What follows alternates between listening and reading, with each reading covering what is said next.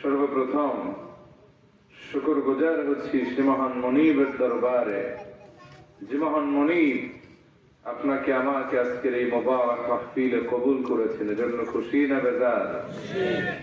যে মহান রব এই ইহসান করলেন, ইরহাম করলেন, তার আনলিমিটেড মার্সি দয়ার ভিতরে আপনাকে আমাকে আবদ্ধ করলেন, সে মহান মনিবের দরবারে প্রাণ খুলে উচ্ছ্বাসিত আওয়াজে ইমান দীপ্ত কণ্ঠে আমরা কালিমাতুশ শুকর আদায় করছি, পড়ে নিচ্ছি আলহামদুলিল্লাহ। পড়ুন রব্বানা লাকাল হামদ, ربنا لك الحمد হামদান কাসীরান كثيرا طيبا طيبا مباركا فيه مباركا فيه يا ربي يا ربي لك الحمد لك الحمد كما ينبغي كما ينبغي لجلال وجهك وعظيم سلطانك। লক্ষ কোটি দরুদ ও সালাম নবিয়না ওয়া শাফিউনা মুহাম্মদ সাল্লাল্লাহু আলাইহি ওয়া আলিহি ওয়াসাল্লামের প্রতি। হাজিরিন, এই ছিল আমার ভূমিকা। আমার কথা বুঝতে অথবা শুনতে আপনাদের অসুবিধা হচ্ছে না তো? ক্লিয়ার বোঝা যায়? একটু টেস্ট করে একটা তাকবীর দেন, আল্লাহু আকবার। আমি কোরআন আল কারীমের তৃতীয় সূরা সূরা আলে ইমরানের 134 এবং 35 দুটি আয়াতের উপরে আপনাদের সামনে কিছু আলোচনা উপস্থাপন করতে চাই। বিমাশিয়াতিল্লাহ বিইذنিল্লাহ বিফضলিল্লাহ করি আল্লাহুম্মা আমিন। আল্লাহ তাআলা এই দুটি আয়াতে মুহসিনিন, সর্বশ্রেষ্ঠ নেক আমলকারী, সুপার ক্লাস ইমানদারদের 5টি বৈশিষ্ট্য আল্লাহ তাআলা তুলে ধরেছেন। কয়টা? 5টা। এই 5টা শুনে আমরা বিদায় নিতে চাই ইনশাআল্লাহ। কে কে রাজি আছেন দেখি? সবাই রাজি?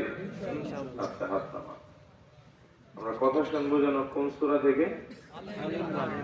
কোরআন শরীফের কয় নম্বর সূরা? 3 নম্বর সূরা। কোন কোন আয়াতের উপরে কথা শোনাবো? মাশাআল্লাহ। তো কোরআন থেকে কথা শুনতে আপনাদের কোনো অসুবিধা নাই তো? না। কোরআন শুনবেন যত সওয়াব পাবেন তত, কোরআন শুনবেন যত ঈমান বাড়বে তত, আর কোরআনের সাথে হৃদয়ের ঘনিষ্ঠ সম্পর্ক যত বাড়াবেন জান্নাতের পথ আল্লাহ তাআলা তত আপনার জন্য সহজ করে দিবেন। সুবহানাল্লাহ। এজন্য আল্লাহর হাবিব বলেন, মান জাআলাল কুরআনা আমামাহু কাদাহু ইলাল জান্নাহ। যে ব্যক্তি কোরআনের নেতৃত্ব মেনে নেবে, কোরআনকে তার অভিভাবক বানাবে, কোরআন দেখে দেখে তার জীবনটাকে পরিচালনা করবে, কোরআনের হালাল হারামকে মেনে চলবে, কোরআন তাকে ডানেও নিবে না বামেও নিবে না, টেনে টেনে ওই ব্যক্তিকে আল্লাহর কোরআন জান্নাত পর্যন্ত পৌঁছে দিবে। তাহলে কোরআনের সাথে থাকলে লাভ নাকি লস? লাভ। জামিউস সাগীরের বর্ণনা, আল্লাহর হাবিব বলেন, আদিবু আওলাদাকুম আলা সালাসি খিসাল। তোমরা তোমাদের সন্তানদেরকে 3টি জিনিস শিক্ষা দাও। 1 নম্বর হুব্বি নবীকুম, তোমার নবীর ভালোবাসা। 2 নম্বর হুব্বি আহলি বাইতি, তোমার নবীর আহলে বাইতের ভালোবাসা। 3 নম্বর ওয়াকিরাআতিল কুরআন, তোমার সন্তানকে কোরআন তেলাওয়াত শিক্ষা দাও। فإن حملة القرآن في ظل الله يوم لا ظل إلا ظله مع أنبيائه وأصفيائه। কেননা তুমি যদি তোমার সন্তানটারে কোরআন শেখাও আর কোরআনটা তার সিনার ভেতরে একবার ঢুকে যায়, কিয়ামতের কঠিন ময়দানে যেই দিন আল্লাহর আরশের ছায়া ছাড়া দ্বিতীয় কোনো ছায়া থাকবে না, ওই দিন তোমার সন্তানটি নবী এবং ওলিদের সাথে একত্রে আল্লাহর আরশের ছায়া তলে অবস্থান করবে। কিন্তু এখন তো মানুষ কোরআন পড়ে না, ঠিক না? কোরআন বোঝে না, কোরআনের সাথে হৃদয়ের কানেকশন মানুষের দিন দিন কমে যাচ্ছে, ঠিক কিনা বলেন? একটা সময় এমন ছিল, সকালবেলা ঘুম ভাঙত কোরআন তেলাওয়াতের আওয়াজ শুনে শুনে, পাড়ায় পাড়ায় মহল্লায় মহল্লায় কোরআন তেলাওয়াতের ধুম পড়ে যেত, মসজিদে মক্তবে ভিড় জমত, মায়েরা বোনেরা পর্দার আড়ালে কোরআন শিখতেন শেখাতেন। ওই আমলে আমাদের সমাজে ছিল শান্তি, ভালোবাসা, সম্প্রীতি। এক চুলায় রান্না করা ভাত 5 ভাই বিয়ে করার পর এক ছাদের নিচে খেয়েছে, ঠিক না? আর এখন বিয়ে করে 1 মাস পর দেখবেন যে পুরা সংসারে ধাউ ধাউ করে অশান্তির আগুন জ্বলে দাবানলের মতো, ঠিক কিনা বলেন? এর কারণ কি জানেন? কোরআন থেকে মানুষ মুখ ঘুরায় নিয়েছে, নবীজির আদর্শ থেকে মানুষ মুখ ঘুরায় নিয়েছে। এ কারণে আল্লাহ তাআলা জাগতিক সুখ ছিনায় নিয়েছেন, বলি নাউযুবিল্লাহ। তো সেই কোরআন থেকে কথা শুনতে অসুবিধা হবে না তো? এই ভাই ইকো কমাই দিতে হবে, আর কেন কেন আওয়াজ বন্ধ করতে হবে, বেশ বাড়ায় দেয়। কেন কেন আওয়াজ করলে গলা বসায় দেয়, অসুবিধা হতেছে আপনাদের? তো আমরা কথা শুনবো কোরআন আল কারীমের 3য় সূরা। কোন সূরা? সূরার নামটা জানো কি? ইমরান আয়াত 134। 35। এখানে আল্লাহ তাআলা কাদের গুণ বর্ণনা করছেন মনে আছে আপনাদের? মুহসিনিনদের, শ্রেষ্ঠ নেকামলকারীদের। সুবহানাল্লাহ পড়েন। সুবহানাল্লাহ। রব্বুল আলামিন বলেন, বাস ঠিক আছে। الذين ينفقون في السراء والضراء والكاظمين الغيظ والعافين عن الناس والله يحب المحسنين। রব্বুল আলামিন বলেন, আর যারা অভাব এবং সচ্ছল দুই অবস্থায় দান করে, কার্পণ্য করে না, আল্লাহর রাস্তায় সম্পদ বিলিয়ে দেয়, যারা দান করাকে নিজেদের অভ্যাসে পরিণত করে। 2 নম্বরে ওয়াল কাযিমিনাল গায়য, যারা রাগের সময় রাগ সংবরণ করে, ক্রোধ নিয়ন্ত্রণে রাখে, ইগো কন্ট্রোল করে।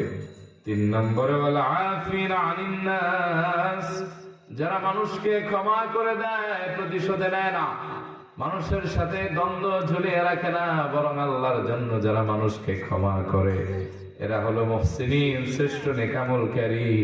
আল্লাহু ইউহিব্বুল মুহসিনিন, আর আল্লাহ পাক নিজেই তাদেরকে ভালোবাসেন। সুবহানাল্লাহ। এই আয়াতে বলেছেন 3 দলের কথা, পরবর্তী আয়াতে 2 দল। মোট হয় কয় দল? 5 দল। 1 আল্লাযীনা ইউনফিকুনা ফিস সাররা'i ওয়াদ-দাররা, যারা অভাব এবং সচ্ছল দুই অবস্থায় দান করে। দান করাটা যাদের অভ্যাসে পরিণত হয়ে যায়, যারা কখনো কার্পণ্য করে না, মুক্ত হস্তে সম্পদ বিলায় দেয়, আল্লাহ বলেন ওই বান্দাদেরকে আমি ভালোবাসি। সুবহানাল্লাহ পড়েন। সবাই এই গুণে গুণান্বিত হতে পারে না। লাখ লাখ টাকা আছে, দান করার মানসিকতা নাই, আবার দেখবেন ভিক্ষার টাকা দিয়ে মসজিদ গড়ে, এরকম আছে না নাই? কোটি কোটি টাকা আছে, দেখবেন 1 টাকাও দান করার মন মানসিকতা নাই। 40 কোটি টাকা দ্বারা জাকাত হয়েছে, 5 লাখ টাকার শাড়ি বিলায় সিস্টেমে ক্লোজ করে দেয়। আবার দেখবেন অনেক মানুষ কোটি টাকার গাড়িতে চড়ে, তার গাড়ির সামনে 2 টাকা নেওয়ার জন্য একজন ভিখারি দাঁড়িয়েছেন, 2 টাকা দেওয়ার ভয়ে গ্লাস খোলে না। আবার এমনও মানুষ দেখবেন সমাজের ভেতরে আছে, দিন আনে দিন খায়। আজকে যদি ইনকাম বন্ধ হয়ে যায়, কালকে চুলা বন্ধ হবে। কিন্তু মানুষ বিপদে পড়লে, মসজিদ মাদ্রাসার প্রয়োজনে দেখবেন ওই মানুষটা সর্বোচ্চ বিলিয়ে দেয়, এরকম আছে না নাই? এই মানুষদেরকে আল্লাহ ভালোবাসেন, আর তারা জানেন দান করলে কখনো লস হয় না। মা নাকাসাত সাদাকাতুন মিন মাল, আল্লাহর হাবিব বলেন দান করলে কখনো সম্পদ কমে না, এটার কোনো লোকসান হয় না। আখিরাতের ব্যাংকিং সিস্টেমে এটা শুধু বাড়তেই থাকে।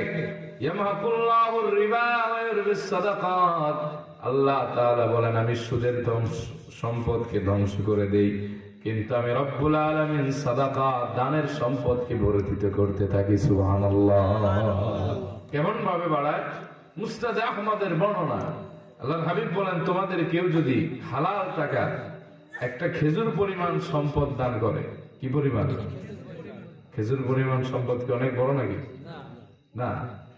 আল্লাহর হাবিব বলেন তোমাদের কেউ যদি হালাল টাকার একটা খেজুর পরিমাণ সম্পদ দান করে, রব্বুল আলামিন সেটার উত্তম ভাবে গ্রহণ করে নেন, এরপরে জান্নাতে এটারে লালন পালন করেন, পরিচর্যা করেন। আল্লাহর হাবিব বলেন তোমরা যেরকম একটা ঘোড়ার বাচ্চারে লালন পালন করে বড় বানাও, সামান্য ওই দানটাকে আল্লাহ পাক লালন পালন করে উহুদ পাহাড় পরিমাণ সমান বাড়িয়ে দেয়। তাইলে দানে লাভ নাকি লস? রব্বুল আলামিন বলেন, মাসালুল লাযীনা ইউনফিকুনা আমওয়ালাহুম ফী সাবিলিল্লাহি কামাসালি হাব্বা, আল্লাহর রাস্তায় যারা সম্পদ বিলিয়ে দেয়, দান করে, তাদের উপমা হলো একটি শস্য দানার ন্যায়, একটা বীজের ন্যায়। ধান গাছ লাগায় দেখছেন না? কথা কি আপনারা বুঝতেছেন বাবা? ধান গাছ লাগায় কয়টা ধান? একটা। আল্লাহ বলেন, তুমি যেটা দান করলা এটার উপমা হচ্ছে সামান্য একটা শস্য দানার ন্যায়, একটা বীজের ন্যায়। সেখান থেকে আমি আল্লাহ তাআলা এমন একটা উদ্ভিদ গাছ তৈরি করলাম যে তার সাতটা চারদিকে শাখা প্রশাখা, এই শীষ, আবার এটার প্রত্যেকটার মাথায় 100 করে দানা। আপনি দান করলেন এক, প্রথমে হলো 7, 7 গুণ 100 কত হয়? 700। আল্লাহ তাআলা বুঝালেন, তুমি যে সম্পদটা দান করলা, এই সম্পদ দান করেছিল এক, কিন্তু আমি আল্লাহ তাআলা বাড়াতে বাড়াতে সর্বনিম্ন 700 পর্যন্ত বাড়াই দিই। সুবহানাল্লাহ। এজন্য দান যারা করে তাদের রব্বুল আলামিন ভালোবাসেন। আল্লাহর হাবিব বলেন, ইন্নাস সাদাকাতা লা তুদফিউ গাদাবার রাব্বি ওয়া তাদফাউ মিতাতাস সূ, নিশ্চয়ই দান এটা আল্লাহ পাকের রাগ কমিয়ে দেয় আর অসম্মানজনক মৃত্যু থেকে বান্দারে বাঁচায়। এজন্য সাহাবীদের যার যা ছিল সর্বোচ্চ আল্লাহর রাস্তায় বিলিয়ে দিতেন, কার্পণ্য করতেন না। আমি মুসনাদে বাজ্জার থেকে সেই রিওয়ায়াতের একটা হাদিস আপনাদের শোনাই। তাবুক যুদ্ধের সময় আল্লাহর হাবিব সাহাবীদেরকে লিড দিচ্ছেন যুদ্ধে নেওয়ার জন্য।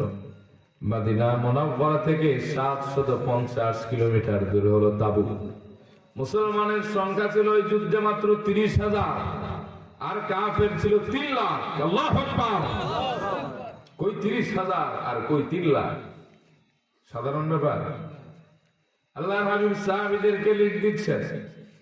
নবীজি বললেন, ও সাহাবীরা, এই যুদ্ধে জানও লাগবে, মালও লাগবে, কে আছো আল্লাহর দ্বীনের জন্য তার সম্পদ থেকে দান করবা, দাঁড়াও। ফাকাম উসমান ইবনে আফফান রাদিয়াল্লাহু আনহু, সর্বপ্রথম দাঁড়িয়েছেন সাইয়েদনা উসমান। সুবহানাল্লাহ। সুবহানাল্লাহ। নবীজি বললেন, ও উসমান, কি দিবা বলো? সাইয়েদনা উসমান বললেন, ইয়া রাসূলুল্লাহ ওয়া ইয়া হাবিবাল্লাহ, আমি তাবুকের জন্য আমার সম্পদ থেকে 100 উট দিব, আর 30,000 মানুষকে একদিন খাওয়াতে যা লাগে আমি ওসমান আমার তরফ থেকে সবটুকুন ব্যবস্থা করে দিব। নবীজি বললেন, ওসমান, হয় না, আরেকটু বাড়াও। সাইয়েদনা ওসমান বললেন, 200 উট দিব, আর 30,000 মানুষকে 2 দিন খাওয়াতে যা লাগে আমি ওসমান আমার তরফ থেকে সবটা ব্যবস্থা করে দিব। রাসূলুল্লাহ সাল্লাল্লাহু আলাইহি ওয়াসাল্লাম, আল্লাহর হাবিব এসে বললেন, ওসমান, আরেকটু বাড়ানো যায় না? সাইয়েদনা ওসমান বললেন, আমি 300 উট দিব, আর 30,000 মানুষকে 3 দিন খাওয়াতে যা লাগে আমি ওসমান সবটুকু আমার তরফ থেকে ব্যবস্থা করে দিব। উনি স্টার্ট করলেন। এবার হয়ে গেল সাহাবীদের প্রতিযোগিতা, কে কত দিতে পারে। নবীজি বললেন, আইনা ওমর, ওমর কই দেখতেছি না। সাইয়েদনা ওমর এসে দাঁড়ালেন।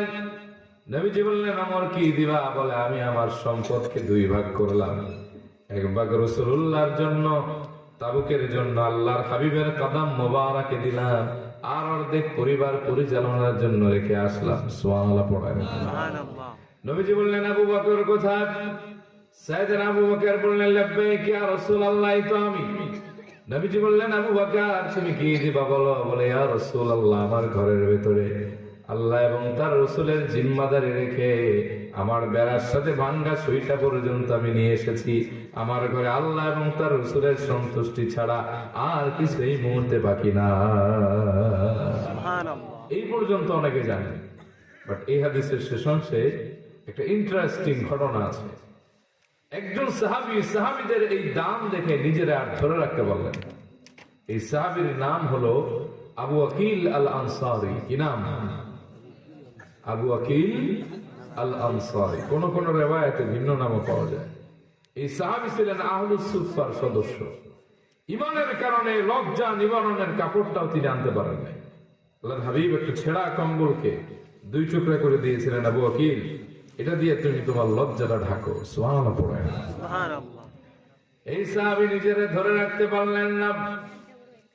মনে মনে আফসোস তারে বেড়ে গেল, সব সাহাবীরা এত কিছু দিচ্ছে, আমি কি দিব? আমার তো কিছুই নাই। আহলুস সুফফার সদস্য একবেলা খায় তো আর একবেলা খেতে পায় না। মাগরিবের নামাজ পড়ে বের হলেন মদিনা মুনাওয়ারার অলিতে গলিতে, হাঁটতে লাগলেন, ফিরতে লাগলেন, ঘুরতে লাগলেন, কোথাও কোনো কাজ পাওয়া যায় কিনা।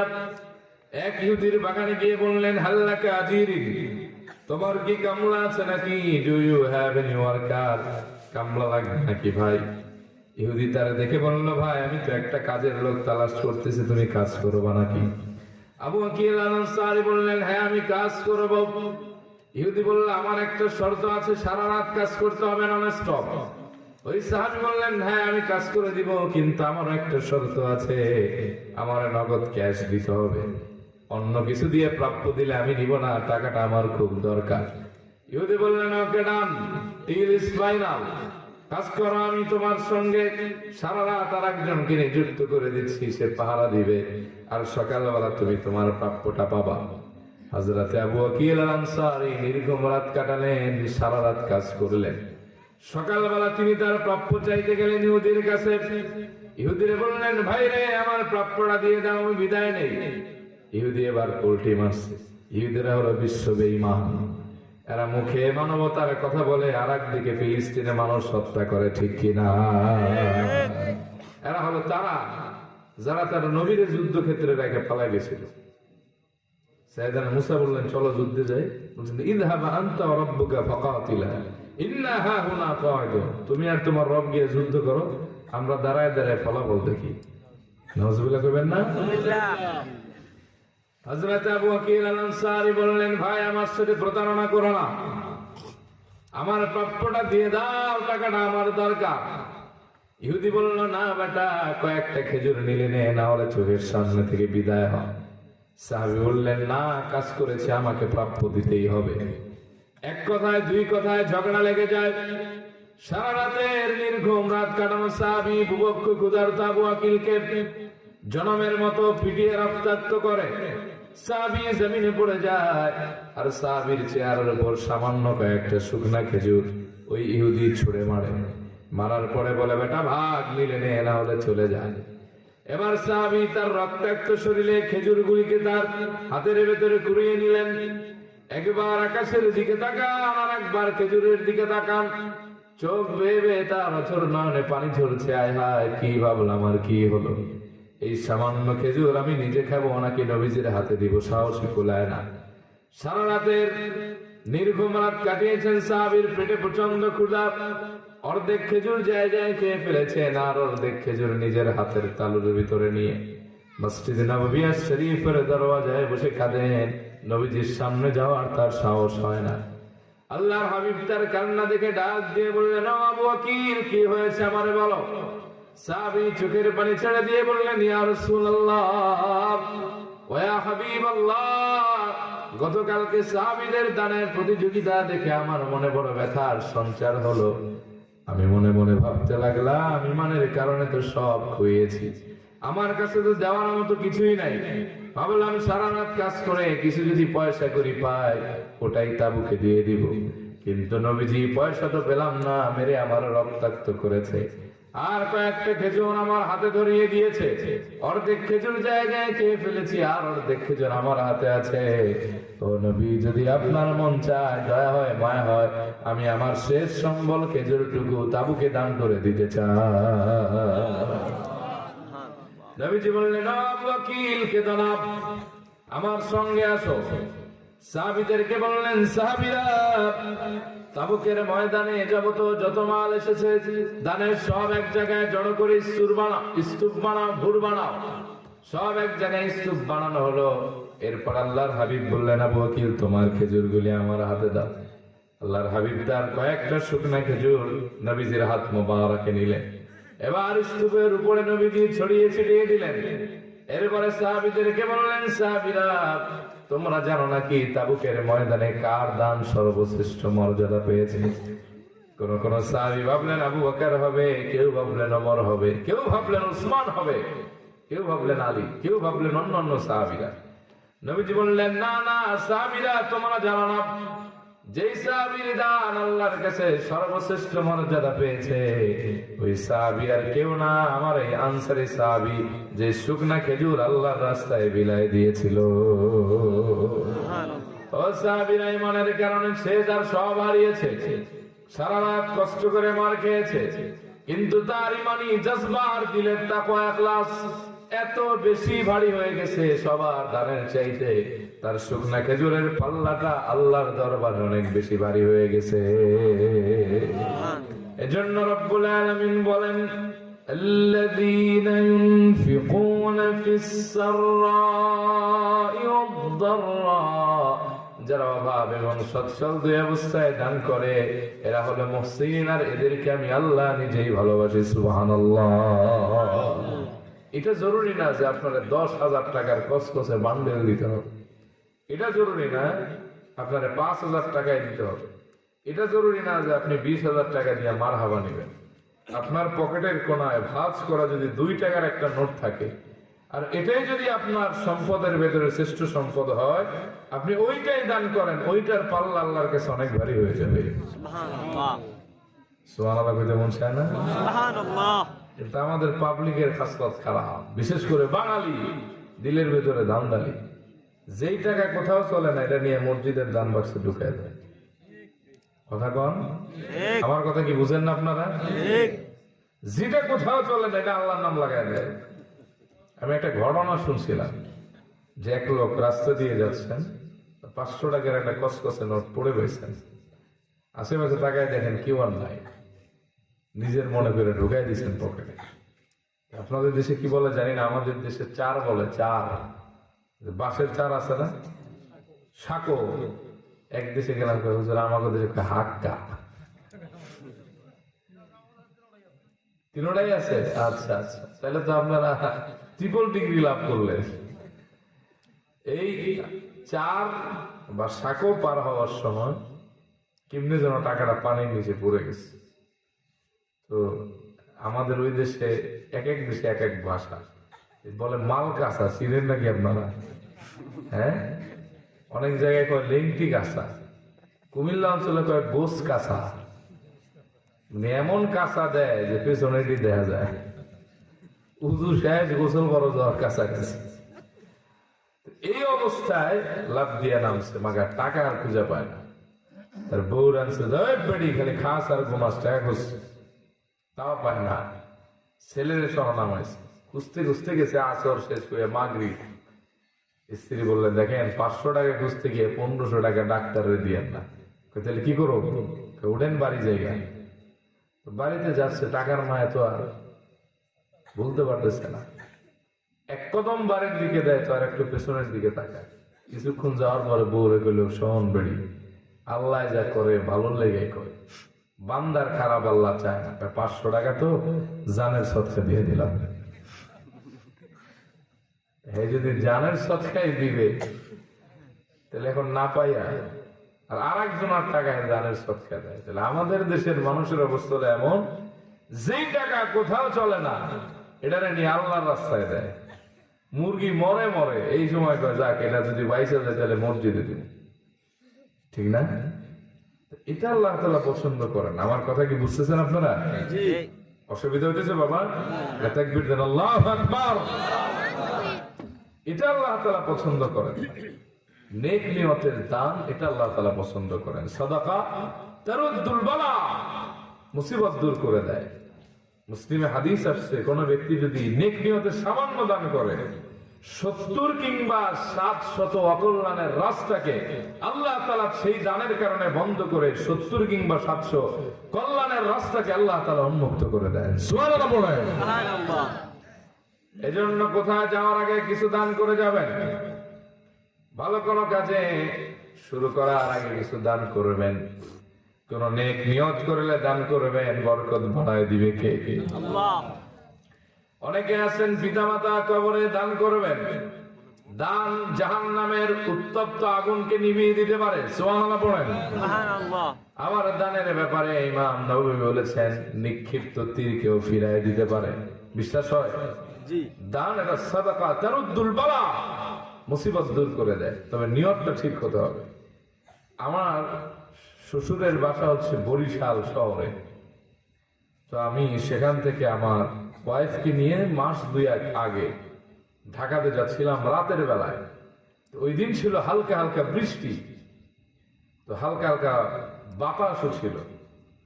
তো আমি যখন শ্যামলী গাড়িতে উঠলাম, ওই দিন আবার আমি গাড়ি আনি নাই ঢাকা থেকে।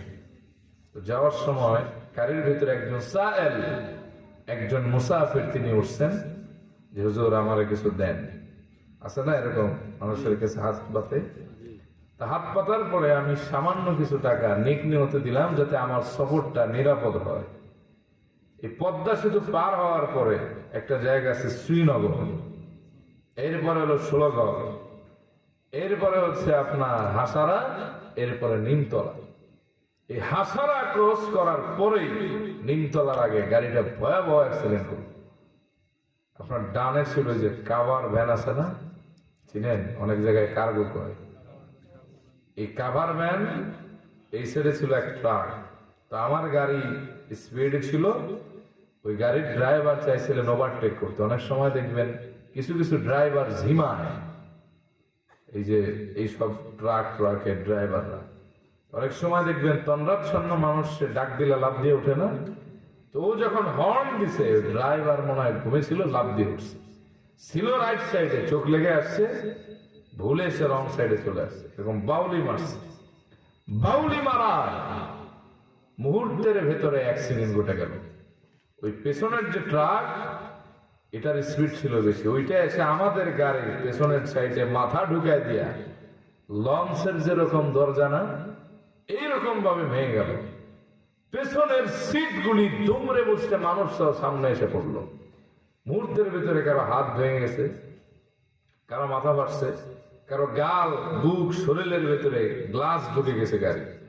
2-1 জনের দেখলাম এই যে আপনার সিটের যে রড, এই রড ঢুকে রক্তাক্ত গোটা গাড়ি, অবস্থা খুব খারাপ। আমার সিট ছিল আপনার ড্রাইভারের 1 সিট পরে, বি সিরিয়ালের ডাইন দিকে। এতগুলি মানুষ আশেপাশের হতাহত, আমাদের হওয়ার কথাও মোটামুটি খারাপ না, কিন্তু আমার ছেলের ঘুমও ভাঙলো না, আমার স্ত্রী কোনো কিছু টেরও পাইল না, আর আমার শরীরে কোনো আঘাত লাগলো না। মনে হয় যেন আল্লাহ আমারে ধরে ধরে বাঁচাই দিয়েছেন। তখন আমার মনে পড়লো নবীজির ওই হাদিসের কথা, নেক নিয়তের দান অকল্যাণের 700 কিংবা 70 রাস্তাকে বন্ধ করে দেয়। সাদাকা এটা মুসিবত থেকে বাঁচায়। নেক নিয়তের দানের বরকত হয়তো আল্লাহ তাআলা পছন্দ করছেন, এজন্য আমার হেফাজত করেছেন। সুবহানাল্লাহ পড়ে। এজন্য দান করার অভ্যাস করবেন, কম হোক বেশি হোক দান করবেন। দান জাহান্নামের আগুনটারে নিভায় দেয়। সুবহানাল্লাহ পড়ে। এজন্য যারা মুহসিনিন তারা সব সময় কিছু না কিছু দান করার চেষ্টা করে। হাদিসে আছে কৃপণ মানুষ, অহংকারী মানুষ আর হিংসুক মানুষ, এদেরকে আল্লাহ পছন্দ করে না। কিন্তু যারা দানকারী, সচ্ছল এবং অভাব 2 অবস্থায় দান করে, 2 নম্বরে যারা শুকর আদায় করে, 3 নম্বরে যারা বিনয়ী, আল্লাহর হাবিব বলেছেন এদেরকে আল্লাহ পাক স্পেশাল মর্যাদা দিয়ে জান্নাতে ঢুকিয়ে দিবে। এখানে অনেকের আব্বা আম্মা মারা গেছে না? ইমাম মুহাম্মদ ইবনে সিরিনের নাম শুনছেন? বিশ্ববিখ্যাত তাবী এবং স্বপ্নের ব্যাখ্যার জ্ঞান জানতেন তিনি।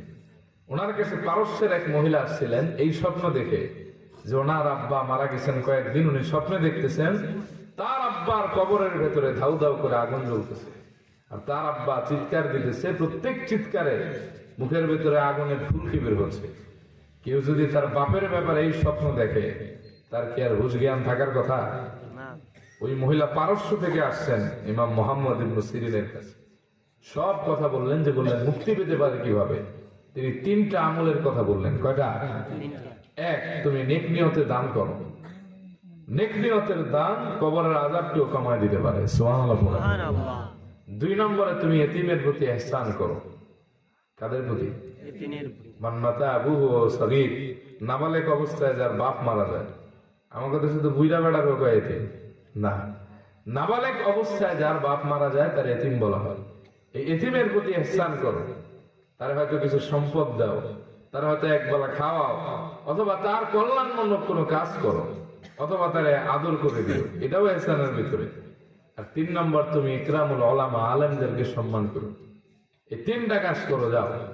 ওই মহিলা পারস্যে আসছেন, এই 3 কাজ করছেন। কয়েকদিন পরে স্বপ্নে দেখছেন, আয় হায়, তার আব্বার কবরে এখন কোনো আগুন নাই, সাদা উজ্জ্বল মখমলের কাপড় পরা, যা থেকে নূর চমকাচ্ছে, সুবহানাল্লাহ পড়ে। সুবহানাল্লাহ। আর তার বাবা হাসতেছেন। মহিলা এটা দেখে আবার পারস্য থেকে চলে গেলেন সেখানে। যাওয়ার পরে বললেন, আমি এই স্বপ্ন দেখলাম কেন? বলে, তুমি যখন মানুষকে দিক নিয়তে দান করছো, আল্লাহ তাআলা তোমার আব্বার কবরের আযাব দানের কারণে মাফ করে দিয়েছে। সুবহানাল্লাহ। আর তুমি যখন এতিমকে ইহসান করছো, আল্লাহ তাআলা তোমার আব্বার পরনের ভেতরে জাহান্নামের কাপড় সরাই দিয়া জান্নাতের কাপড় ঢুকাই দিয়েছেন। সুবহানাল্লাহ। 3 নম্বর, তুমি যখন আলেমদেরকে ইকরাম করছো, তখন তোমার আব্বা এতটাই ভেতরে ভেতরে খুশি হয়েছেন যে আলেমদের দোয়ার কারণে আল্লাহ তাআলা তার মর্যাদাকে বুলন্দ করেছেন। এখন তার কবরের ভেতরে জান্নাতি পরিবেশ হয়ে গেছে, এই জন্য তুমি তাকে মুস্কি মুস্কি হাসতে দেখছো। সুবহানাল্লাহ। সুবহানাল্লাহ। তাহলে দান করা যাবে, ইনশাআল্লাহ। কম বেশি দান করবেন। কোথাও বের হলে অল্প কিছু দান করবেন। ভালো কোনো নিয়ত করেছেন, দান করবেন। যারা বলেন এত দোয়া করি, দোয়া কবুল হয় না, দান করবেন, কবুল করবে কে? আল্লাহ। রব্বুল আলামিন বলেন, মুহসিনিন বান্দা যারা, তাদের অন্যতম আলামত হলো তারা দান করে। সচ্ছল এবং অভাব দুই অবস্থায় দান করে। এমন অভ্যাস যাদের, তাদের ভালোবাসেন একজন, তিনি কে? আল্লাহ।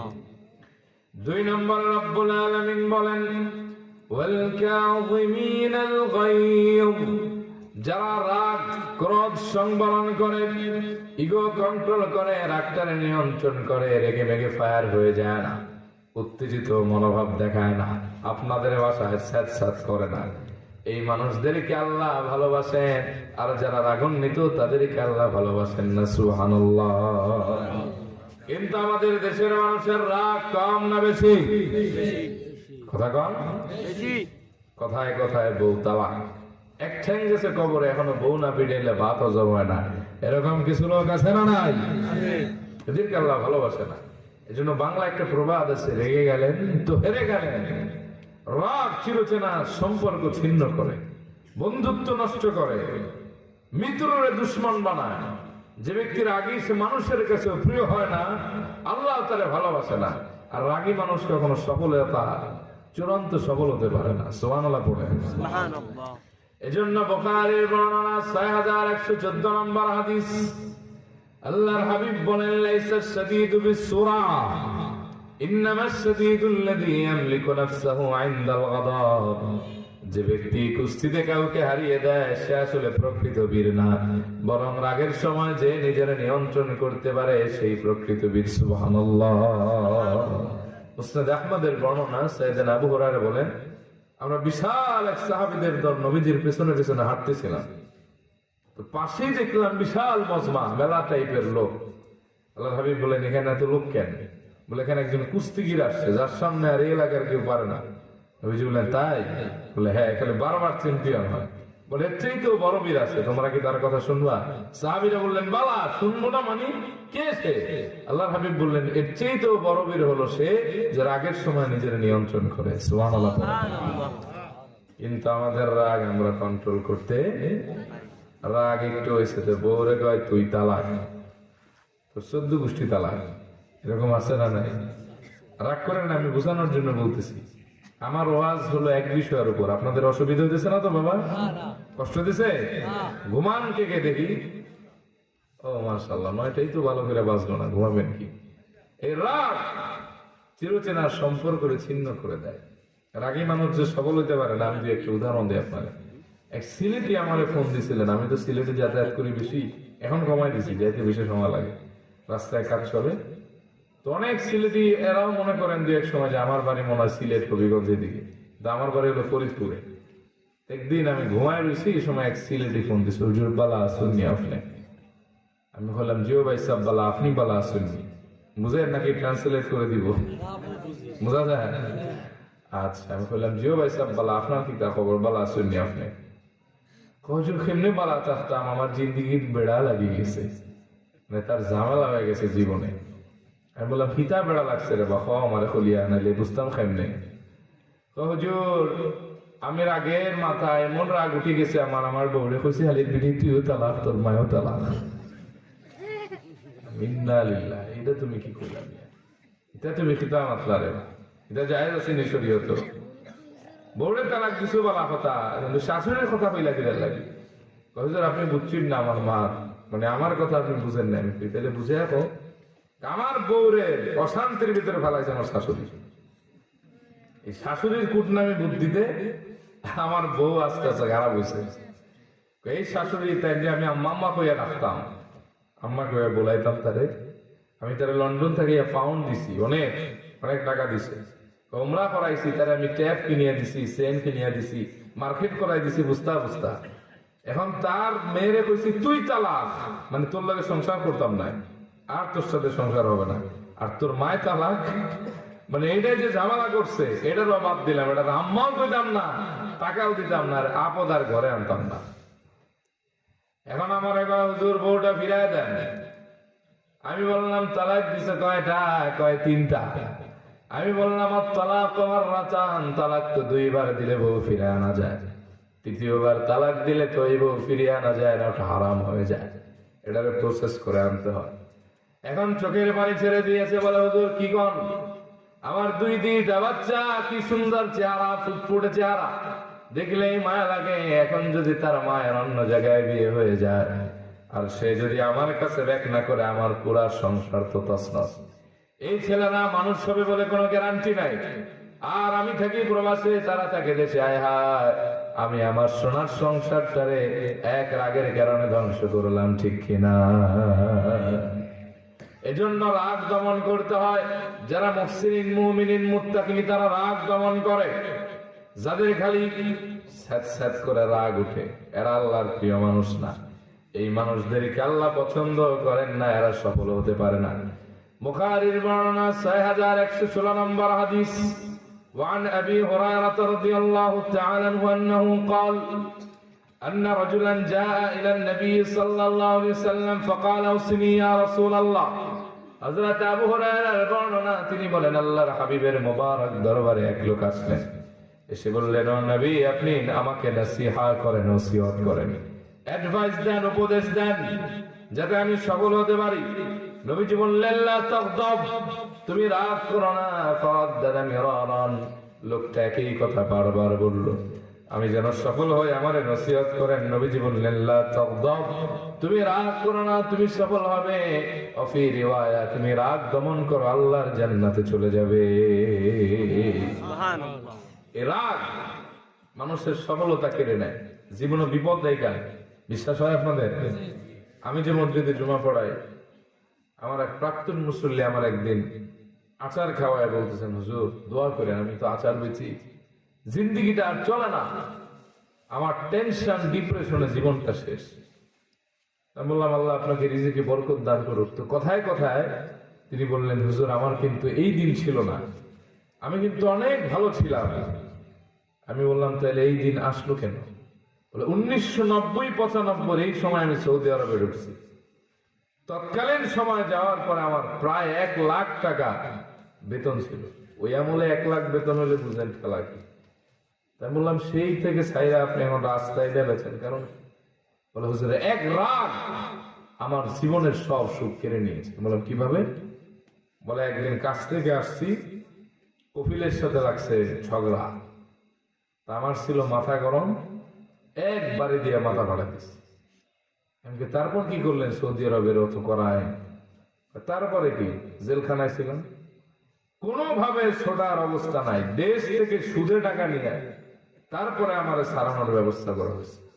একটা বিল্ডিং ধরছিলাম, কাজ শেষ করতে পারি নাই, আর ওই সুদের টাকা ঠিকভাবে দিতে পারি নাই। বাড়ছে, পাসপোর্টে সিল পড়ে গেছে, লাল সিল, আমার একেবারে রিজেক্ট করে দেশে পাঠাই দিল। এই যে আমার অধপতন শুরু হলো এখন রাস্তার ফকির। উনি বললেন ওই দিন যদি আমি রাগটা কন্ট্রোল করতাম, নিজের সামাল দিতাম, তাহলে আমার এই দুর্দিন দেখতে হয় না। তো ওনার জীবনে এই অধপতন নামলো কিসের কারণে? সবাই বলেন রাগের কারণে। রাগের কারণে। এজন্য রাগ যারা দমন করে তাদের ভালোবাসেন কে? আল্লাহ। কিন্তু আমাদের অনেকের কথার আগে রাগ উঠে, আছে না এরকম? কথার আগে হাত চলে, কথার আগে মুখের ভাষা খারাপ হয়ে যায়, এগুলি খারাপ লক্ষণ। এজন্য আল্লাহর হাবিব ইবনে মাজার বর্ণনায় বললেন 4186 নম্বর হাদিস, মান কাযামা গায়যান ওয়া হুয়া কাদিরুন আলা আন ইউনফিযাহু দাআহু আল্লাহু আলা রুউসিল খালাইক ইয়াওমাল কিয়ামাহ হাত্তা ইউখায়্যিরাহু ফি আই হাওরি শাআ। আল্লাহর হাবিব বলেন, যে ব্যক্তি রাগ হওয়ার পরে রাগটারে নিয়ন্ত্রণ করবে, রেগে মেগে ফায়ার হয়ে যাবে না, রাগটারে কন্ট্রোল করে ফেলবে, কোন রকম কোন অঘটন ঘটাবে না, ওই বান্দার প্রতি আল্লাহ এত খুশি হয়ে যান কিয়ামতের ময়দানে গোটা সৃষ্টির সামনে তারা দাঁড় করাবেন। এরপরে বলবেন, গোলাম তুমি দুনিয়ায় থাকতে রাগ দমন করেছিলে, আমার দামন্দি হাসিল করেছিলে, আজকে আমি তোমারে খুশি হয়ে আমার হুরগুলা বেছে নেওয়ার তৌফিক দিলাম। যারা মন চায় আমার জান্নাতের হুরগুলি বেছে বেছে আনন্দের সাথে জান্নাতে চলে যাও। আর এক হাদিসে আছে, ইবনে মাজাহ 4189 নম্বর হাদিস, রাগ দমন করে আল্লাহর যত জাযা পাওয়া যায়, মুকাররাবিন হওয়া যায়, আল্লাহর যত প্রিয় হওয়া যায়, অন্য কোনো আমল এটা পারা যায় না। সুবহানাল্লাহ বলবেন না? তাহলে রাগ দমন করার দরকার আছে না নাই? প্রশ্ন হলো কিভাবে আপনি কন্ট্রোল করবেন, হাউ টু কন্ট্রোল অ্যাঙ্গার, কিভাবে আপনি আপনার রাগ দমন করবেন। সেই সুন্নাহ তালাশ করলে 5টা পদ্ধতি পাওয়া যায়। কয়টা? এই 5টা মুখস্থ করেন। কয়টা ভাই? আওয়াজ দিয়ে। কয়টা? 5টা। আপনারা এখানে যা আছেন আমার মসজিদের 2 কাতারের মুসল্লি, একটু আওয়াজ দিয়ে। রাগ করেন না, রাগ করতেছেন? কয়টা পদ্ধতি আছে রাগ নিয়ন্ত্রণের? একটু পরে আবার জিজ্ঞেস করবো পারেন কি পারেন না। 1, যখন রাগ হবে তখন আউযু বিল্লাহি মিনাশ শাইতানির রাজিম পড়বেন। পড়েন তো। আউযু বিল্লাহি মিনাশ শাইতানির রাজিম। কেন পড়বেন প্রশ্ন আসে না?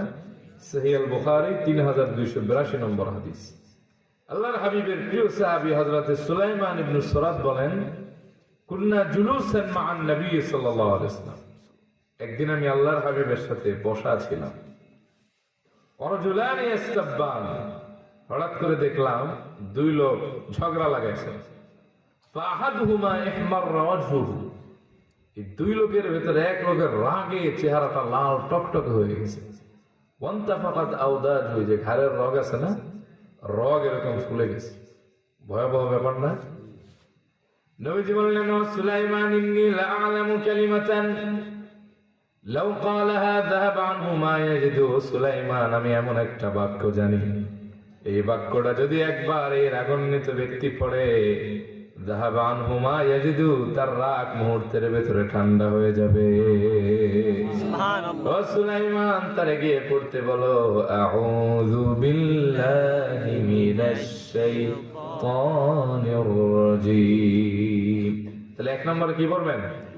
আউযু বিল্লাহি মিনাশ শাইতানির রাজিম। 2, যাদের রাগ বেশি, আল্লাহর হাবিব বলেছেন, ইযা গাদিবা আহাদুকুম ফালিয়াসকুত, তোমাদের কারো যদি রাগ আসে তাহলে সে যেন চুপ থাকে।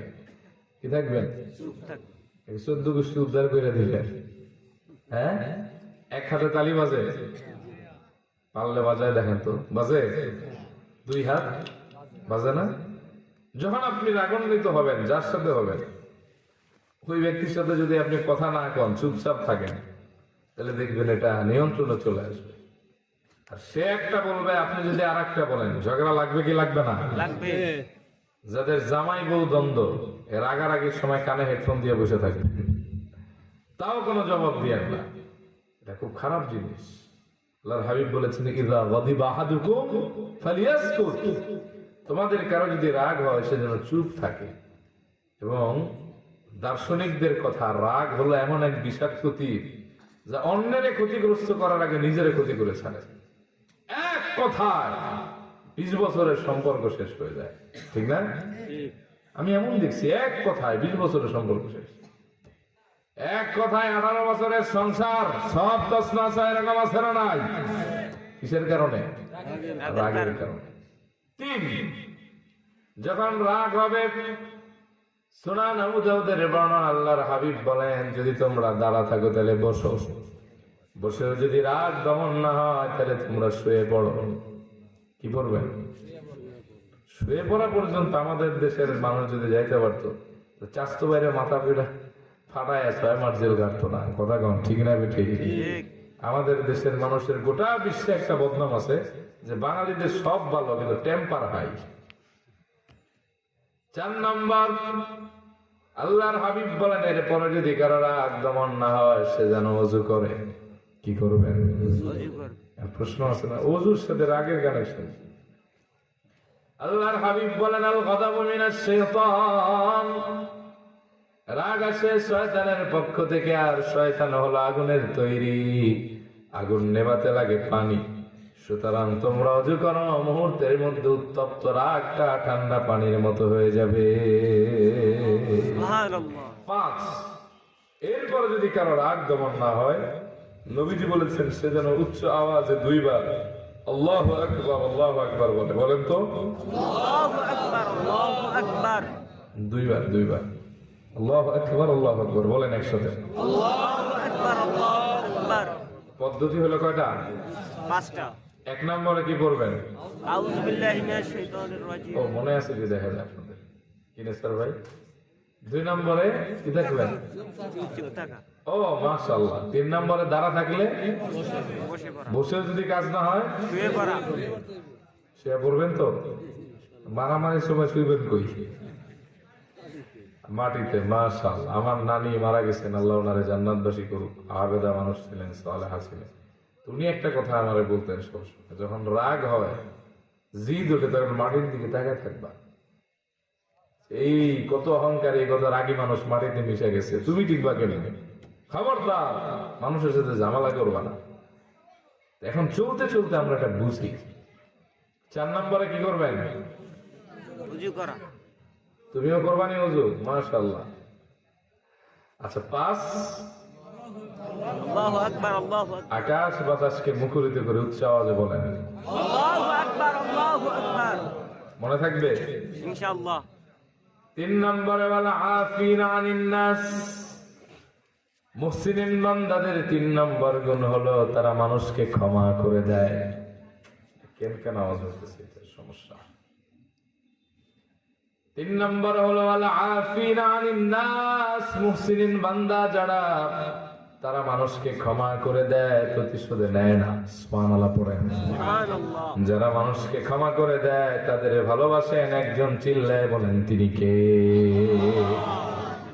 কিন্তু আমাদের ভেতরে ক্ষমা নাই, আছে প্রতিশোধ। আমাদের আছে হামলা মামলা, আমাদের আছে সম্পর্কটা ভেঙে দেওয়ার খেলা, কিন্তু জোড়া লাগানোর খেলা নাই। নিজের আপন ভাইয়ের বিরুদ্ধে 5-7 জমি নিয়ে মিথ্যা মামলা করে, এরকম সমাজ লোক আছে না? না। 1.5 হাত জমি, 1 হাত তার, আর একজন, এই 1.5 হাত জমি নিয়ে দ্বন্দ্ব। একজনে দখল করার জন্য বড়ই কাছে কাটা দেয়, আর একজনে বাঁশের বেড়া দেয়। হয়ে গেছে শ্বশুর বাড়ি বেড়াইতে দেওয়াল দিতে চায়, এরকম আছে না? নাই। আবার দেখবেন আমাদের সমাজে একজন আর একজনের সাথে কথা কয় না। আপন ভাই সালাম দিলে জবাব নেয় না, প্রতিবেশীর সাথে এমন সম্পর্ক দাওয়াত দিলেও যায় না। আছে না? নাই।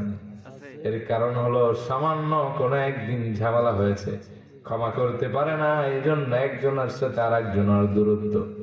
এই মানুষদেরকে আল্লাহ ভালোবাসে না, তাদেরকে ভালোবাসে যাদেরকে মানুষ ক্ষমা করে দেয়। যে মানুষটা মানুষকে ক্ষমা করে, রব্বুল আলামিন বলেন এরা হলো মুহসিনিন, এদেরকে আমি আল্লাহ নিজেই ভালোবাসি। সুবহানাল্লাহ। রব্বুল আলামিন বলেন وجزاء سيئة سيئة مثلها فمن عفا وأصلح فأجره على الله। ও বান্দা, মন্দের প্রতিদান মন্দই, তবে ফামান আফা, যারা মানুষকে ক্ষমা করে দেয়, ওয়াসলাহা, ঝগড়া মনোমালিন্য দূর করে সম্পর্কটারে ঠিক করে, ফাজরুহু আলাল্লাহ, আল্লাহর কাছে তার প্রতিদান আছে। তা হলো তুমি বান্দারে ক্ষমা করো, আল্লাহ তোমারে ক্ষমা করে জান্নাতের ফয়সালা করে দিবে। সুবহানাল্লাহ। কিয়ামতের ময়দানে, মাহশারে, in the day of judgment, Allah তাআলা এক বান্দাকে পর্দার আড়ালে রাখবেন, ডেকে বলবেন গোলাম জান্নাতে যেতে চাও নাকি? গোলাম বলবে ইয়া রব ইন্নী আরজু রাহমাতাক, আল্লাহ আমি আপনার দয়া চাই, আপনি দয়া করলেই তো আমি জান্নাতে যেতে পারি। সুবহানাল্লাহ পড়েন। সুবহানাল্লাহ। সবার হৃদয়ে জান্নাতে যাওয়ার আশা আছে? নবীজি বলেছেন লা ইয়াদখুলুল জান্নাতা আহাদুম মিনকুম আমালুহুল জান্নাহ ওয়ালা ইয়াজিরু ইল্লা নার। তোমাদের কেউ যেন এটা ধারণা করে বসে না থাকে যে নেকামল দিয়ে ডাইরেক্ট জান্নাতে যাবে, জাহান্নাম থেকে বাঁচবে না। আল্লাহ যারা দয়া করবেন তার আমলনামা কবুল করা হবে, আল্লাহর বিশেষ দয়া এসে নাজাত প্রাপ্ত হয়ে জান্নাতে চলে যাবে। সুবহানাল্লাহ। আল্লাহ আবার বলবেন, গোলাম জান্নাতে যেতে চাও নাকি? গোলাম বলবে, ইয়া রব ইন্নী আরজু রাহমাতাক, ও আল্লাহ আমি আপনার দয়া চাই, আমি আপনার মায়া চাই, আপনি দয়া করলেই তো আমি বান্দা জান্নাতে যেতে পারি। আল্লাহ বলবে তাই? বলবে হ্যাঁ। ইকরা কিতাবাকা ইয়া আবদি, পড়ো কি আছে তোমার আমলনামায়। ফাকরা কিতাবাহু ফাবাকা তাওয়িলান, সে তার আমলনামাটা হাতে নিবে, লম্বা সময় ধরে সে কাঁদবে। এই কান্নার কারণ হলো সে দেখবে তার আমলনামাটা জান্নাতীদের না জাহান্নামীদের। সে আর জান্নাতীর খাতায় তার নাম দেখতে পাচ্ছে না, সে জাহান্নামী হয়ে গেছে। তার কান্না দেখে আল্লাহ আবার প্রশ্ন করবেন, গোলাম এখনো জান্নাতে যেতে চাও নাকি? গোলাম কাঁদবে আর বলবে, ইয়া রব আনতা আরহামুর রাহিমিন, ও আল্লাহ আপনি তো দয়ার সাগর, আপনি আমারে দয়া করলেই তো জান্নাতে যেতে পারি। আল্লাহ তখন বলবেন, লা তাখাফ ওয়া লা তাহজানি ইয়া আবদি, ও আমার বান্দা ভয় পেও না, দুশ্চিন্তার কোনো কারণ নাই। তোমার আমলনামা প্রমাণ করে তুমি জাহান্নামী, কিন্তু গোলাম তোমার এমন একটি আমল আমি আল্লাহর কাছে জমা, যেটা আকাশ এবং জমিন আমি আল্লাহ ছাড়া দ্বিতীয় কেউ জানে না। ও গোলাম, দুনিয়ায় থাকতে তুমি আমার এক বান্দারে মাফ করে দিয়েছিলে, প্রতিশোধ নাও নাই, ক্ষমা করে দিয়েছিলে। আজকে তুমি জাহান্নামী হওয়ার পরেও আমার গোলামকে মাফ করার কারণে আমি আল্লাহ তোমারেও মাফ করে দিলাম। ইয়া আবদি উনজুর ইলাল জান্নাহ, ও গোলাম তুমি আমার জান্নাতটা দেখো। উদখুলুল জান্নাতা বিরহমাতি বিআইয়ি বাবিন তাশা, ও গোলাম তোমার জন্য আমি জান্নাতের সব দরওয়াজা খুলে দিলাম, যে দরজাটা ভালো লাগে হাসতে হাসতে সিঁড়ি দিয়ে আমার দয়ায় জান্নাতে দৌড়ে দৌড়ে চলে যাও। সুবহানাল্লাহ। এজন্য রব্বুল আলামিন তার হাবিবকে বলেছেন, খুযিল আফওয়া ওয়া'মুর বিল উরফি ওয়া আ'রিদ আনিল জাহিলিন। ও হাবিব আপনি ক্ষমাশীলতার নীতি অবলম্বন করেন, আপনি মানুষকে ক্ষমা করে দেন আর মানুষকে কল্যাণের দিকে আপনি আহ্বান করেন। ও আ'রিদ আনিল জাহিলিন, আর জ্ঞানহীন অজ্ঞদের সঙ্গ আপনি পরিত্যাগ করেন। সুবহানাল্লাহ পড়েন। সুবহানাল্লাহ। মনে রাখবেন, সবচেয়ে বড় প্রতিশোধ হলো ক্ষমা করা। কি করা? আপনি যদি কেউ লাঠি দিয়ে আঘাত দেন, এটা প্রতিশোধ হইল না।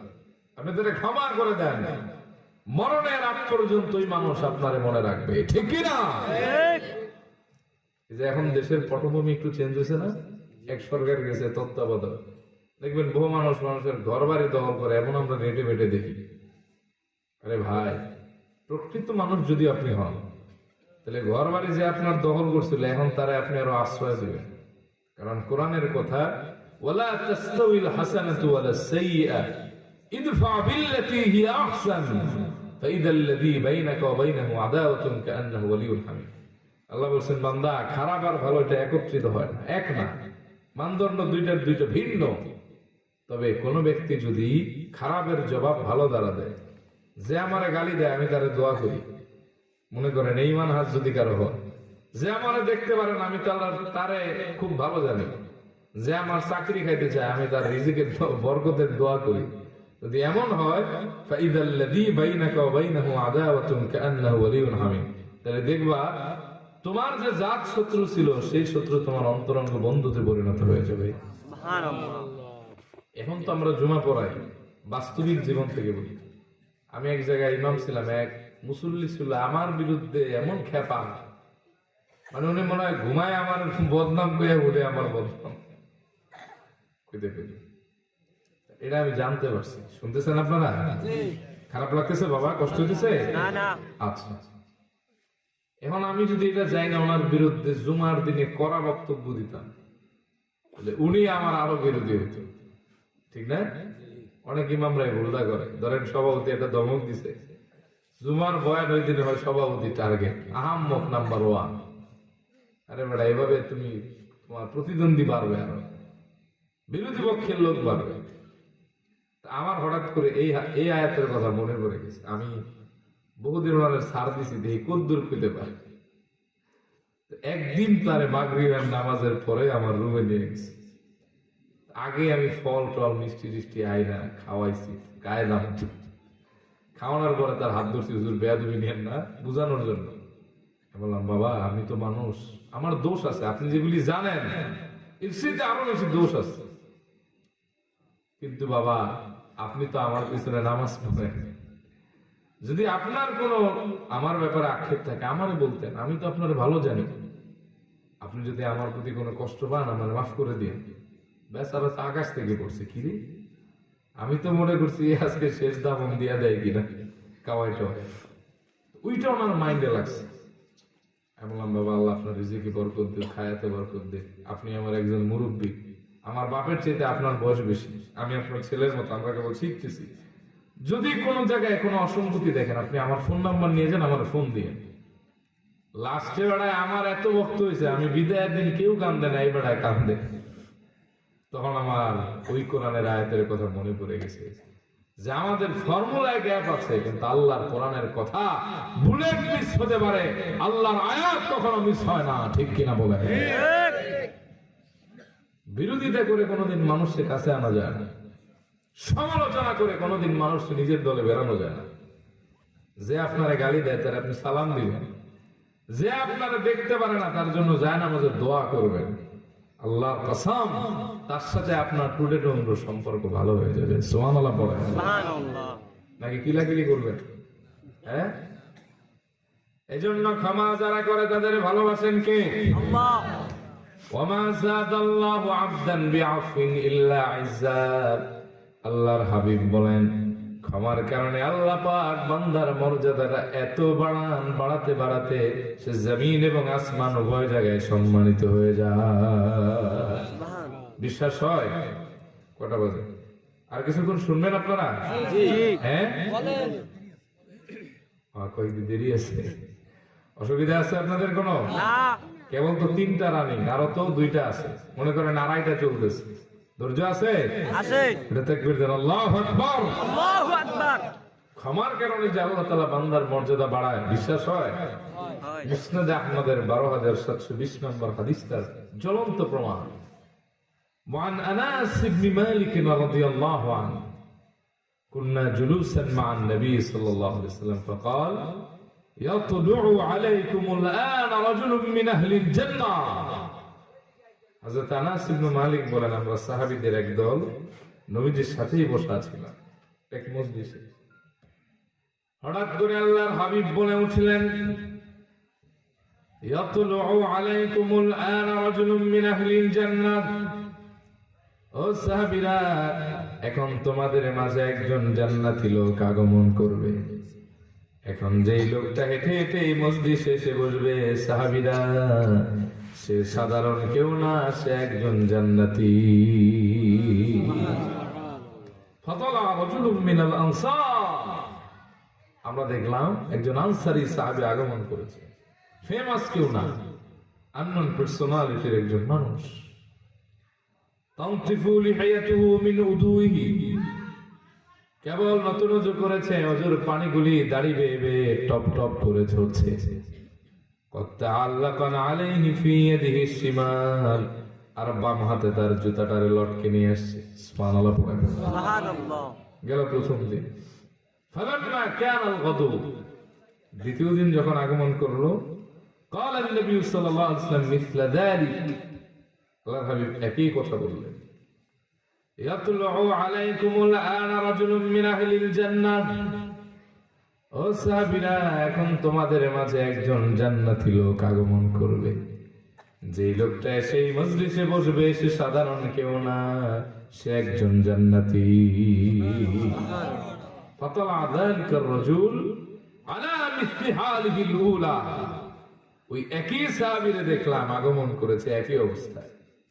তানতিফু লিহিয়াতুহু মিন উদুহি, দাড়ি বেয়ে বেয়ে তার ওযুর পানিগুলি টপ টপ করে ঝরছে। কত্তাআল্লাকান আলাইহি ফি ইয়াদিহি শিমাল। আর বাম হাতে তার জুতা ঝুলাই নিয়ে এসে তবে কিছু কিছু মুহাদ্দিসিন ব্যাখ্যা করছেন জুতাটারে দুই ভাঁজ করে, জুতা ভাঁজ করে না এরকম দুই ভাঁজ করে বগলের তলে নিয়ে এসছেন। এটা কিছু কিছু মুহাদ্দিসিন ব্যাখ্যা করছেন।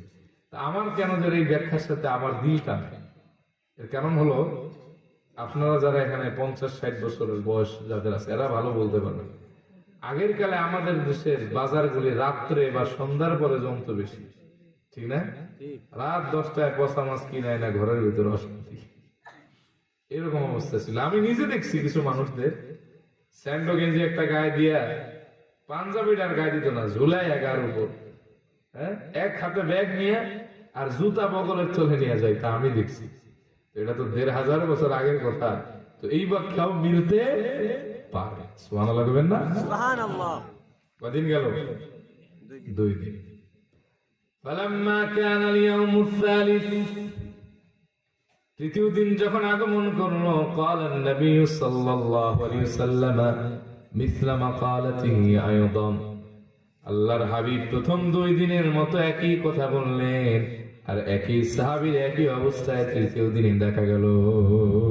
সুবহানাল্লাহ। فلما قام النبي صلى الله عليه وسلم, আল্লাহর হাবিব যখন তৃতীয় দিন মজলিস ছেড়ে দাঁড়ালেন, তাবিআহু আব্দুল্লাহ ইবনে আমর ইবনে আল-আস, আব্দুল্লাহ ইবনে আমর ইবনে আল-আস এই সাহাবীরে ফলো করতে লাগলেন। সাহাবীর ঘর কোথায়, বাড়ি কোথায়, কি তার পরিচয়? একবার না, দুইবার না, 3-3বার জান্নাতি সনদ পেয়েছে। এই সাহাবীর পরিচয় কি, বাড়ি কোথায় আমাকে জানতে হবে।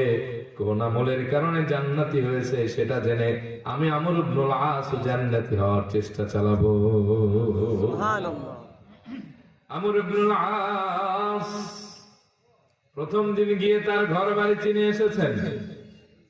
কয়েকদিন পরে গিয়ে ওই আনসারী সাহাবীর বাড়িতে গিয়ে হাজির। সালাম দিয়ে বললেন, ভাই আমি একটি বিপদে পড়ে তোমার বাড়িতে আসছি। ইন্নী লাহাইতু আবী, আমি আমার বাবার সাথে ঝগড়া লাগাইছি। ঝগড়ায় কোনো ঝামেলা ছিল না। ফাআকসামতু আল্লা আদখুল আলাইহি সালাসা, আমি ঝগড়ার ভিতরে কসম খেয়ে বলেছি, আব্বা আমি আপনার বাড়ির চৌকাঠ আর 3 দিনেও পাড়াবো না। এই কথা বলে এখন বিপদে পড়ে গেছি, আমি কই যাব মাথায় আসতেছে না। বাইরে 3 দিন কি তুমি তোমার বাড়িতে আমার মেহমান হিসেবে রাখবা? সুবহানাল্লাহ কইবেন না? সুবহানাল্লাহ। আনসারী সাহাবী বলে, আহলান ওয়া সাহলান মারহাবান বি, you can stay with me and my family, no problem. থাকো, আমার সাথে তো থাকবা 3 দিন। সুবহানাল্লাহ কইতেন না? সুবহানাল্লাহ। আমর ইবনে আল-আস বলেন, চান্স পেয়ে ঢুকে গেলাম। এবার সাহাবীর পেছনে গোয়েন্দার মতো তিনি ঘুরতেছেন, চোখগুলি যেন তার সিসি ক্যামেরা। বলে প্রথম দিন কিউরিয়াস হয়ে তার পিছনে ঘুরলাম, দেখি কি আমল করে। দেখলাম না সাহাবী কোন আমল করে না, ভাবলাম রাতের বেলায় করবে। আমি যা করি সাহাবীও তা করে। সাহাবী এশারের নামাজের পরে বিড়বিড় করে কি যেন বলে বিছানায় ঘুমায় গেল। আমি ভাবলাম দ্বিতীয় দিন করবে। দ্বিতীয় দিন ঘুরলাম, আমি যা করি সাহাবীও করে, কোন এক্সট্রা আমল দেখি না। ভাবলাম দ্বিতীয় রাতে করবে, না তাও করে না। ভাবলাম তৃতীয় দিন করবে। সারাদিন কি রসটি নিয়ে তার পিছনে ঘুরলাম, না সাহাবী তো কোনো আমল করে না। আমার ভেতরে আরো হতাশা বাড়লো। 3-3বার সাহাবী জান্নাতি সনদ পেল, কিন্তু আমি তো তার ভেতরে ভিন্ন কোনো আমল দেখি না। তাহলে কি আমল আছে? মনে হয় 2 রাতে আমি ঘুমায় তার আমলটা মিস্টেক করেছি। আজকের রাতে সাহাবী ঘুমায়, আমি আমর ইবনে আল-আস আর ঘুমাবো না। সুবহানাল্লাহ।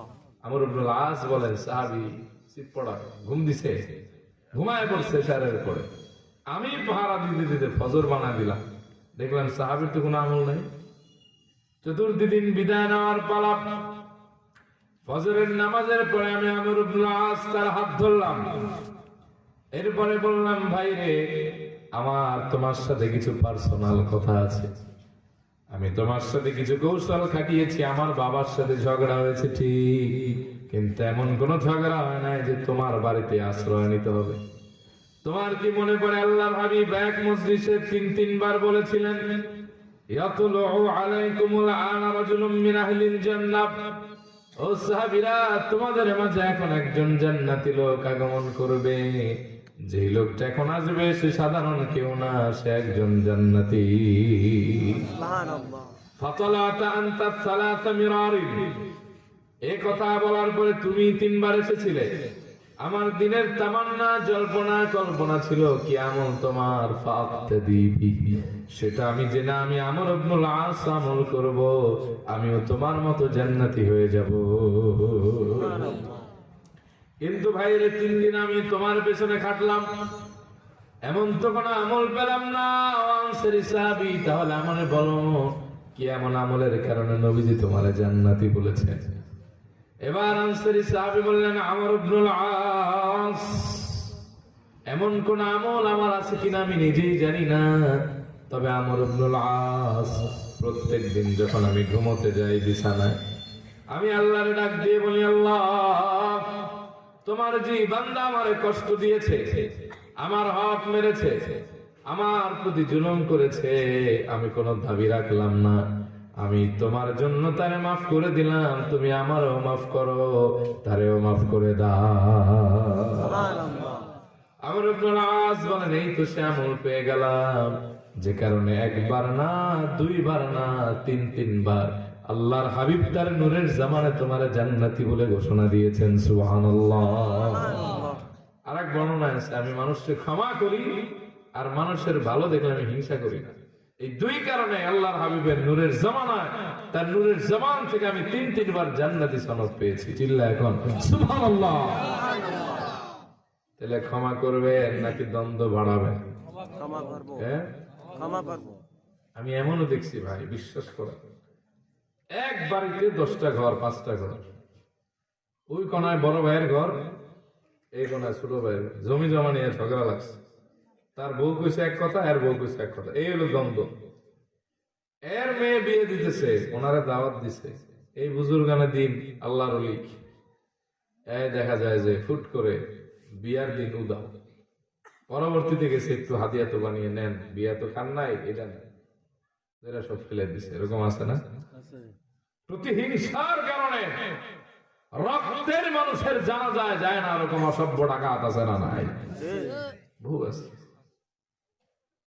আহা, এমন জীবন গড়েন যাতে মানুষ আপনার খারাপ না বলে, এমন জীবন গড়েন যাতে মানুষ আপনার জানা যায় সে কাঁদে, মানুষ যেন আপনার ভালো বলে সাক্ষী দেয়। এই দুনিয়ায় আজকে আছি, কাল আমি থাকবো না। এমন আছে ঢাকা থেকে আসছি, ঢাকা নাও যেতে পারি, এর আগে আমার মরণের ফয়সালা হয়ে যেতে পারে। কিন্তু আমি যদি আপনার সাথে ভালো আচরণ করি, আমার মরার পরে যদি বলেন যে লোকটা ভালো ছিল, তাহলে এটাই আমার নাজাতের ওসিলা হয়ে যাবে। বিশ্বাস হয়?